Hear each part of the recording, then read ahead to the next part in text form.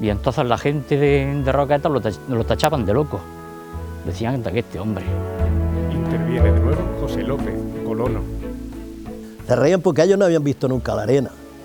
Y al echar arena, pues dirían, ese hombre que va, es que va a hacer algún edificio, va a hacer algo ahí que está trayendo arena, y echando arena, y la traía con burros. Principalmente los nativos de este pueblo se reían de él. Pero no se daban cuenta que este hombre conocía lo que era la arena, porque este hombre venía de la parte de la Rábita, de la provincia de Granada, y allí se empezó a hacer el arenado en los años 1800 y pico.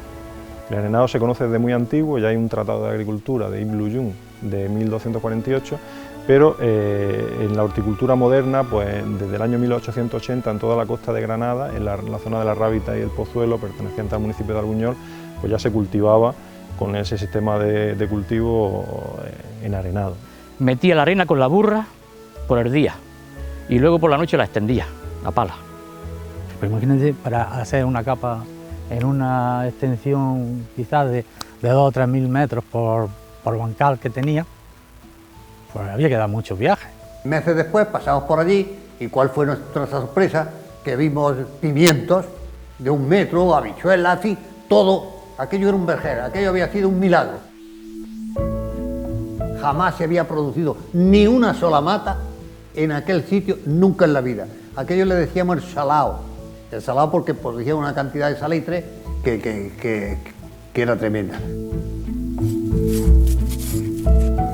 Se pone la tierra primero, unos 40-50 centímetros, después se trae la materia orgánica, se esparce por encima, en torno a unos, depende del criterio de cada agricultor, entre 2, 4, 5 centímetros de grosor, y luego encima de eso se suelen poner pues desde 8, 10 hasta 15, 16 centímetros de arena. La arena hace el efecto de que conserva la humedad. Entonces, conservando la humedad, el salitre no se produce.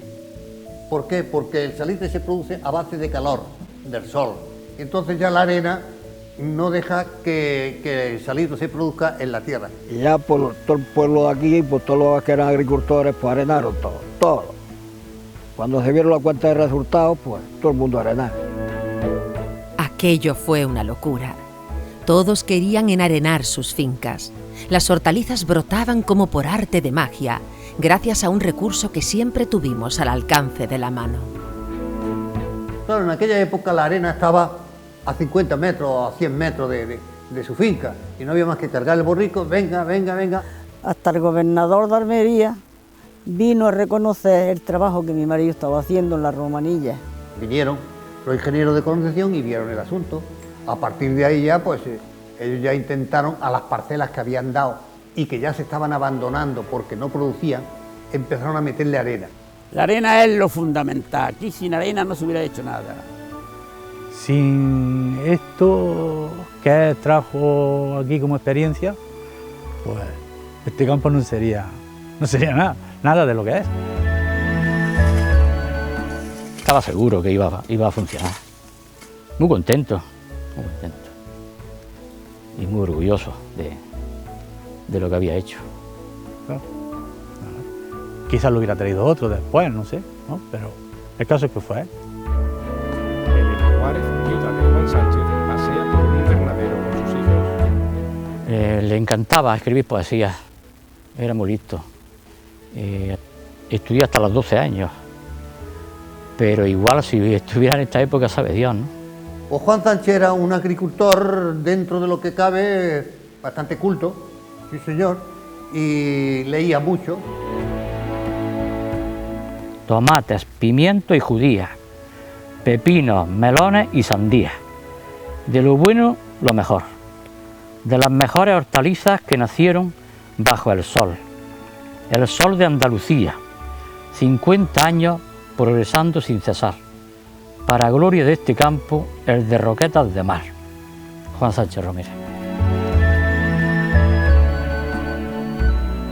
Mi padre murió hace 3 años y eso, me hubiera gustado que el protagonista que era él hubiera estado aquí hoy. Pues para mí, mi padre es el mejor del mundo. El mejor del mundo.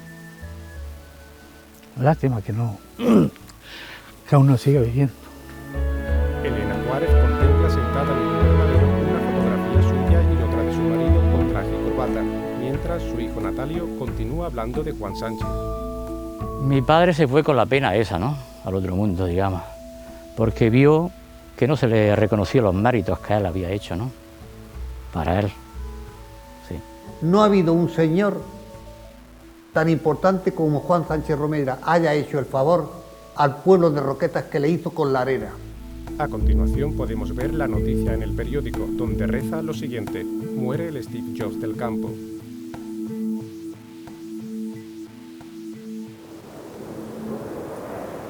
Pasaron los años y el enarenado se extendió. Yo misma formé parte activa de aquella aventura, pero todavía el sistema no era del todo perfecto. El viento seguía siendo nuestro principal enemigo.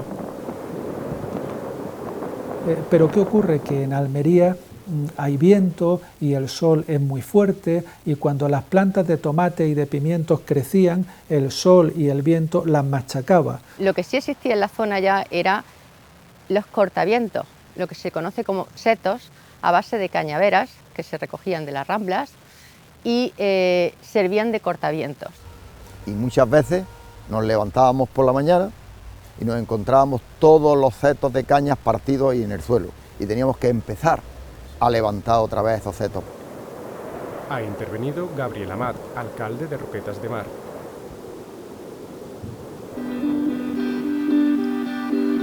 En ese momento entra en escena Francisco Fuentes, mi mejor amigo, un personaje clave de esta pequeña gran historia.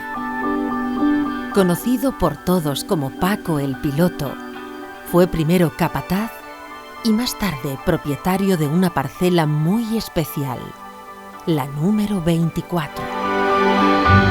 Una pareja de ancianos pasea sonriente junto al famoso invernadero.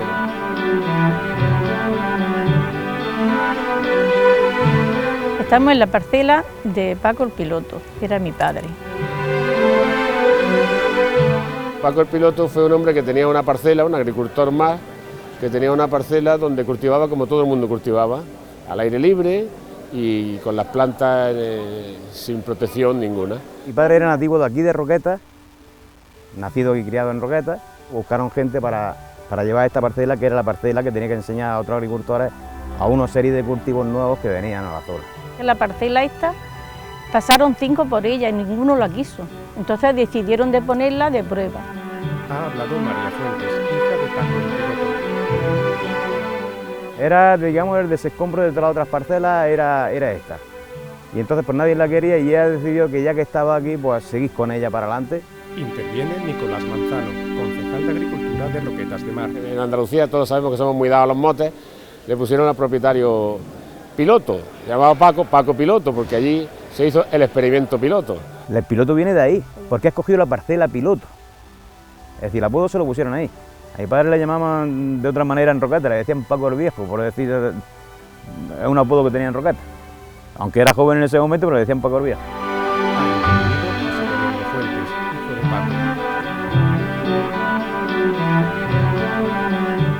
En 1963, los ingenieros de colonización, Paco el Piloto y una servidora, decidimos poner en marcha un experimento. Construir una pequeña estructura de palos y alambres, cubrirlas con plástico y de este modo dar abrigo a nuestros cultivos. Nació así el primer invernadero de Almería. A través de la actuación de Bernabé Aguilar se deciden hacer pruebas, como se estaban haciendo en otras zonas de España y del mundo, de cultivos bajo plástico. Primero a ras de suelo, los túneles a ras de suelo. Intervienen de nuevo María Fuentes y su hermano. Sembremos de todo, si es que se sembró de todo, empezando por fresa, alcachofas, espárragos, aquí se sembró de todo. Me imagino que se dio cuenta de que debajo de donde estaban las fresas, que eran tunelillos de plástico, pues lo que era el fruto se conseguía hacer más grande y producir más. Y entonces llegaron entre don Bernabé y don Leandro, pues, y otros peritos que hubiesen en Irida en ese momento, pues llegaron a un acuerdo de intentar hacer una experimentación, de hacer unas pequeñas pruebas. Y un grupo de ingenieros del Instituto Nacional de Colonización fueron los que tuvieron la idea de cubrir, de proteger esas plantas con una lámina de plástico. Entonces hicieron una estructura idéntica a la del parral, de la uva, y ahí colgaron o extendieron unas láminas de plástico a ver qué pasaba.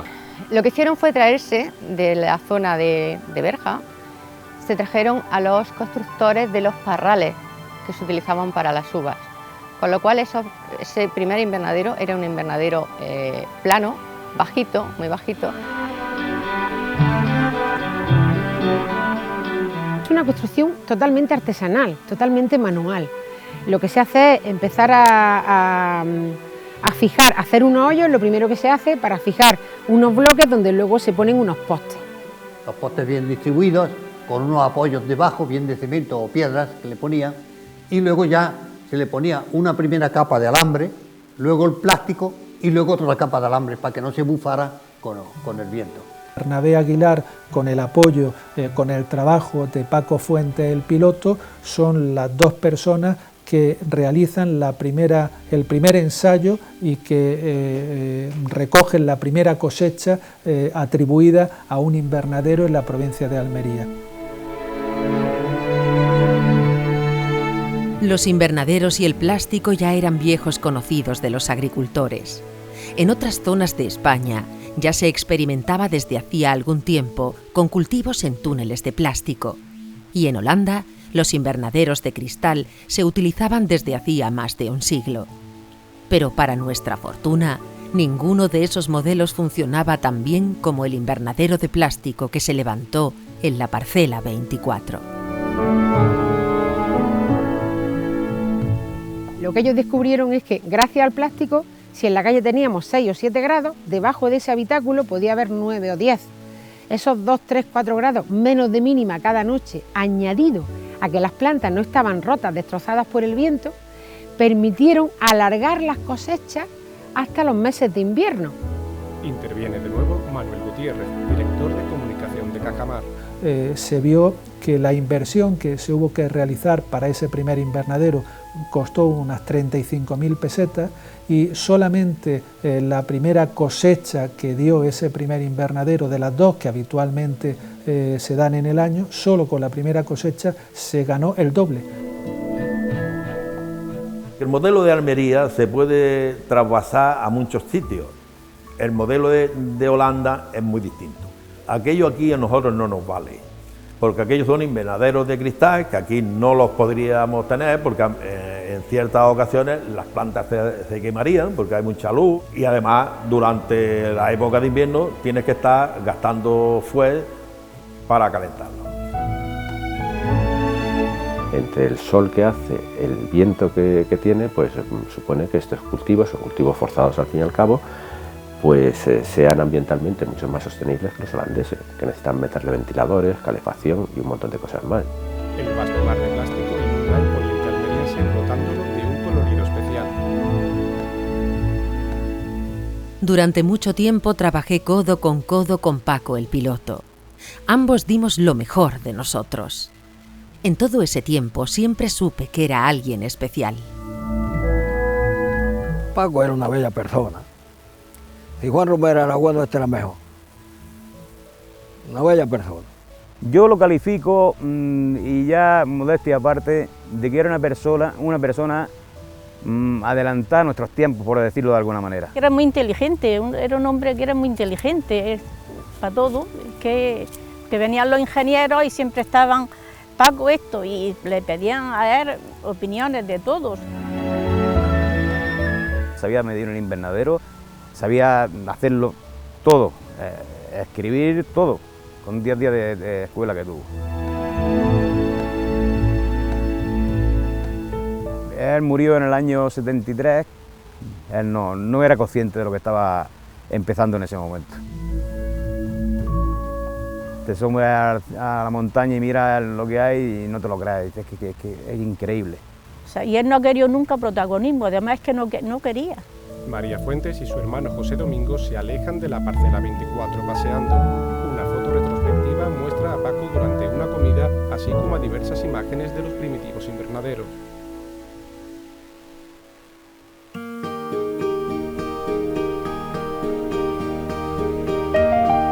La noticia del éxito del experimento de Paco corrió como la pólvora por toda Almería. La gente acudía en peregrinación para ver la famosa parcela 24. Todos querían instalar en sus fincas el nuevo oro blanco, el plástico. El único obstáculo para no echarse la manta a la cabeza era lo costoso de la inversión. Se corría muy pronto la voz porque eran todos colonos prácticamente lo que había en ese momento, y vinieron a ver lo que era el tema y vieron que la producción era grande, que se sacaban unos tomates grandes. Habla de nuevo Antonio Ortega. Estuve en su parcela, fui yo con mi padre y estuvimos viendo la parcela. Era una cosa muy rudimentaria, ¿no?, la forma del invernadero, pero bueno, así lo hice yo también. No había que hacer muchos números para ver que aunque fuera una inversión fuerte, pero aquello tenía futuro, ¿no? Y donde a lo mejor en Judía cogía 1 kilo por metro en la calle, pues en un invernadero le cogía 2 cosechas y le cogía 6 kilos o 7, ¿no? Hacer la estructura de tipo parral y echarle plástico, sobre todo con los precios que tenían los plásticos en la época, era algo carísimo, ya no caro, sino carísimo. Y realmente desde el año 63 hasta prácticamente los años 70 son muy pocos los invernaderos que se construyen.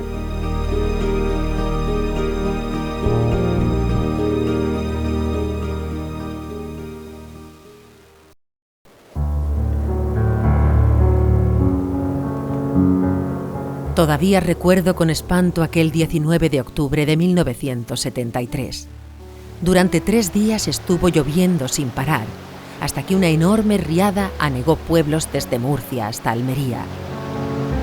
Aquella lava de agua se llevó por delante muchas vidas humanas, además del trabajo y la ilusión de los últimos años. Sin embargo, por azares del destino, ese desastre supuso el impulso definitivo para los invernaderos de plástico. Pues en 1973 ocurrió una desgracia que luego fue buena para Almería. En un primer momento la riada de aquel año que asoló completamente una gran parte de la Vega de Adra, de la Alpujarra de Granada y Almería y de la comarca de la Almanzora, dejando en la ruina a cientos de familias condenadas a la inmigración. Y es cuando empiezan a llegar ayudas del Estado y se hacen planes para recuperar la zona y para volverla a poner en producción. Varias fotografías dan muestra de la devastación de los pueblos y sus tierras. Las líneas de crédito que dio el Estado para ayudar a estas familias que lo habían perdido todo y que tenían que reiniciar su vida, muchas de ellas decidieron reiniciarla no en sus pueblos de origen, sino trasladarse hacia esta zona de la costa de Almería, del campo de Dalía, del que estaban oyendo hablar que se estaba ganando dinero gracias a los cultivos de primor, a los cultivos bajo plástico. Y es a partir de aquella época en la que se produce realmente el boom de los invernaderos, que se pasa de, no recuerdo las cifras exactas, pero ya a partir del año 73 empezamos a hablar de miles de hectáreas de invernaderos. Una imagen panorámica da buena cuenta de la enorme extensión de estos cultivos en el poniente. En las décadas siguientes, el desarrollo de los invernaderos fue imparable. El mar de plástico cubrió pueblos enteros. Roquetas de Mar, El Ejido, Vícar, Dalías, Felix, Enix. Su influencia se extendió incluso hacia el este, hasta el mismísimo campo de Níjar. En solo 20 años pasamos de tener 1000 hectáreas de terreno plastificado a superar las 20.000. Yo me di cuenta del ritmo con que había crecido esto desde prácticamente cero. Gente que empezó con muchísima fe y siendo muy trabajadores, pero con relativamente poca formación o experiencia, se lo han tenido que inventar todo ellos, ¿no? Muchas de las cosas que hemos hecho las hemos tenido y la experiencia que tenemos a base de fracasos. Dando porrazos, evolucionando lo mismo que todo evoluciona. Una de las cosas, de los fenómenos sociológicos interesantes de esta zona, importante, es que aquí los agricultores tradicionales se han convertido en empresarios agrícolas.